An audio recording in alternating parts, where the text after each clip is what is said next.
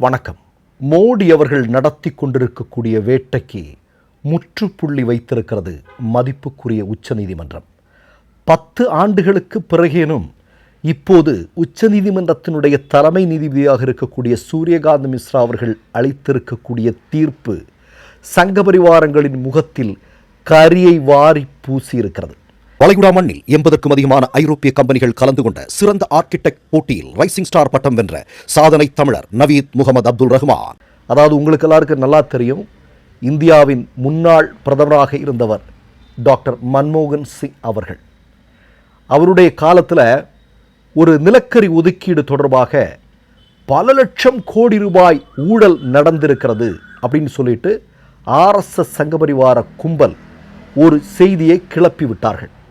அதையொட்டி உங்களுக்கு தெரியும், இந்தியாவில் மிகப்பெரிய ஆட்சி மாற்றமே நடந்தது. இப்போ காமன்வெல்த்தில் ஊழல், நிலக்கரி சுரங்க ஒதுக்கீடு செய்வதில் ஊழல், இப்படி பல்வேறு ஊழல் குற்றச்சாட்டுகளை சொல்லி ஸ்பெக்ட்ரம் ஊழல், இதையெல்லாம் தான் RSS சங்க பரிவாரங்கள் கொண்டு வந்தார்கள். கொண்டு வந்து அவர்களிடம் இருக்கக்கூடிய அடிமை ஊடகங்களை வைத்து ஒரு மிகப்பெரிய அளவில் இமாலய ஊழல் நடந்திருக்கிறது அப்படிங்கிற ஒரு பொய்யான செய்தியை போட்டு இந்திய மக்களை ஏமாற்றி குஜராத் மாடல் என்கிற ஒன்று இருப்பதாகவும் இப்படியெல்லாம் சொல்லி ஆட்சி அதிகாரத்திற்கு வந்தார்கள். இப்போ மன்மோகன் சிங் அவர்கள் உங்களுக்கு எல்லாருக்கும் நல்லா தெரியும். அதாவது ஒரு நபர், அதாவது ஜவஹர்லால் நேருவிற்கு பிறகு முதல் பதவி காலத்திற்கு பிறகு மீண்டும் தேர்வு செய்யப்பட்ட முதல் இந்தியர் என்கிற பெருமைக்குரியவர் டாக்டர் மன்மோகன் சிங். அதாவது அவர் அப்பழுக்கற்றவர் இல்லையா, நேர்மையான ஒரு அரசியல்வாதி. அப்படிப்பட்ட நபரின் மீது 2005 ஒடிஷா மாநிலத்தில் ஒரு நிலக்கரி சுரங்கம் ஒதுக்கீடு, எதுக்குன்னா ஹிண்டால்கோ என்று சொல்லக்கூடிய ஒரு நிறுவனத்திற்கு ஒதுக்கீடு செய்வதில் பல லட்சம் கோடி ரூபாய் ஊழல் நடந்திருக்கிறது. அதில் மிக முக்கியமான குற்றவாளி மன்மோகன் சிங் அப்படின்னு சொல்லி RSS சங்க பரிவாரங்கள் தொடர்ந்து கோர்ட்டில் வழக்கு பதிவு செய்து அதை இன்னொரு பக்கம் செய்தியாரெல்லாம் போட்டு குளிர்காய்ந்திருந்தார்கள். அதனால் அவங்களுக்கு ஆட்சி அதிகாரமும் கிடைத்தது.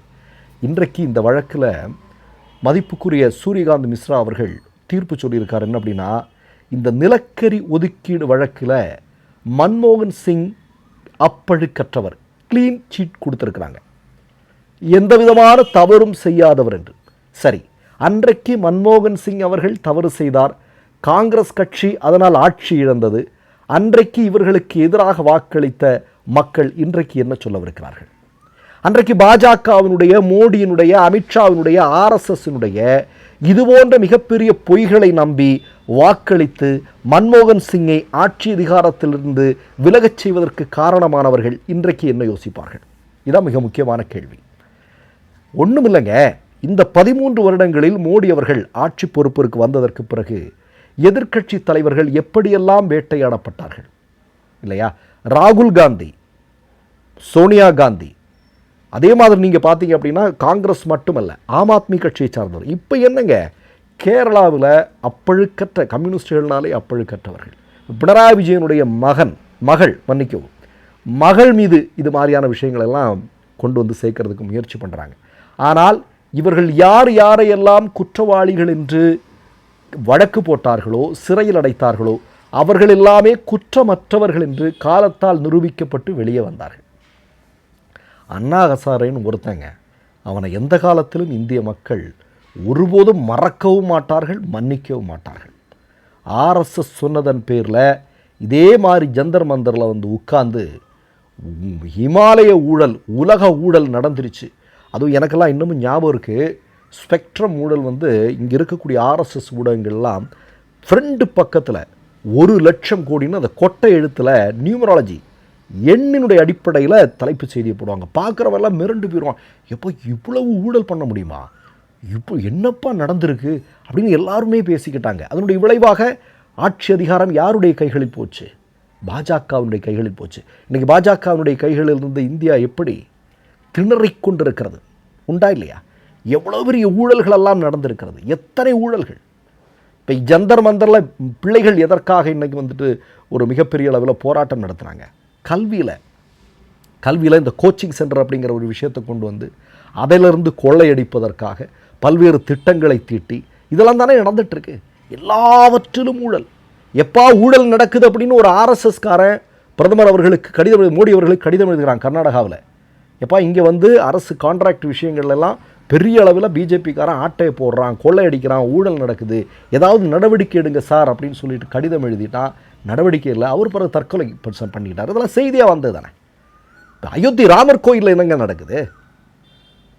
அந்த இடத்துல இருந்த ஒரு மசூதியை இடித்து அந்த இடத்துல கோயில் கட்டி, அந்த கோயில் அந்த அந்த மசூதி இடிப்பு தான் இவர்கள் ஆட்சி அதிகாரத்திற்கு படிப்படியாக வருவதற்கு மிக முக்கியமான துருப்புச்சீட்டாக கையில் எடுத்துக்கொண்டது. அந்த இடத்துல கோயில் எழுப்பி அந்த கோயிலே கொள்ளையடித்து கொண்டிருக்கிறார்கள் இன்றைக்கு. கொஞ்சம் யோசிச்சு பாருங்க. நீ கேட்டால் என்ன சொல்கிறான் தெரியுமா?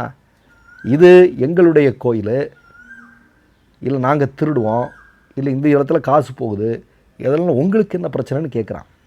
கொஞ்சம் யோசிச்சு பாருங்கள் நீங்கள். அப்போ எப்படிப்பட்டவர்கள் இன்றைய ஆட்சி அதிகாரத்தில் இருக்கிறார்கள் என்பதை பாருங்கள். அப்போது முழுக்க முழுக்க அன்றைய காலகட்டத்தில் காங்கிரஸினுடைய ஆட்சி காலத்தில் அவ்வளோ பெரிய ஊழல்கள் நடந்திருக்கு என்று பொய்யான ஒரு செய்திகளை எல்லாம் சொல்லி இன்றைக்கு ஆட்சி அதிகாரத்திற்கு வந்து உண்மையில் இவர்கள் யார்? ஒரே ஒரு விஷயத்தில் மட்டும் நான் வந்து மகிழ்ச்சி அடைகிறேன். என்ன தெரியுமா? ஒரு 13 வருடம் பாஜக தொடர்ந்து ஆட்சி அதிகாரத்தில் இருந்ததுனால இனி ஒரு 5 தலைமுறைக்கு தெரிஞ்சிருச்சு, ஐயையோ எவ்வளவு பெரிய ஆபத்தானவர்கள் இவர்கள், ஊழலின் மொத்த வடிவம் இவர்கள், கலவரங்களின் மொத்த வடிவம் இவர்கள், பெண்களுக்கு எதிரானவர்கள், மாணவர்களுக்கு எதிரானவர்கள், இளைஞர்களுக்கு எதிரானவர்கள், விவசாயிகளுக்கு எதிரானவர்கள் என்பதை ஆர்எஸ்எஸ் இந்த 13 வருடத்தில் தெள்ளத் தெளிவாக மக்களுக்கு உணர்த்தி இருக்கிறார்கள். அதை புரிந்து கொள்வதற்கான காலமாக நாம் இதை எடுத்துக்கொள்ளலாம். அதற்கு இவர்களுக்கு நாம் நன்றி சொல்ல கடன்பட்ட வேண்டியிருக்கிறது. ஆமாம், அதான் ரொம்ப முக்கியமான விஷயம். எப்படி இருப்பினும் இவர்களுடைய ஆட்சி எண்ணப்படுகிறது. பாஜக வீழ்த்தப்படுவது என்பது வெகு தொலைவில் இல்லை. மற்றொரு நிகழ்வில் சந்திப்போம். நன்றி, வணக்கம். 3 யூடியூப் சேனல்கள் வியாபாரத்திற்கு இருக்கிறது. தேவைப்படுபவர்கள் இந்த எண்ணுக்கு தொடர்பு கொள்ளுங்கள். மை நேம் இஸ் ரெட் சேனலை சப்ஸ்கிரைப் பண்ணிக்கோங்க.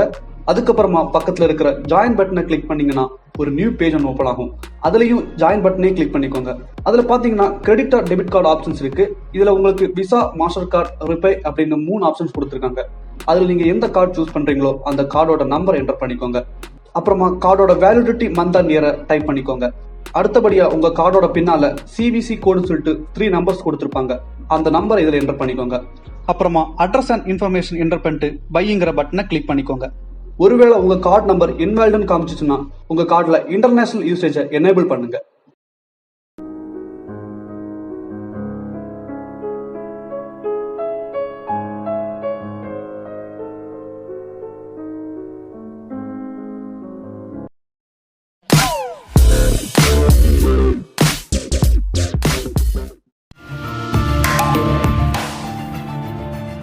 கேள்விகளை நீ கேட்கிறாயா அல்லது நான் கேட்கிறேன்? நீ கேட்காத, நானே கேட்கிறேன். எனக்கு கேட்கலாம் தெரியும்.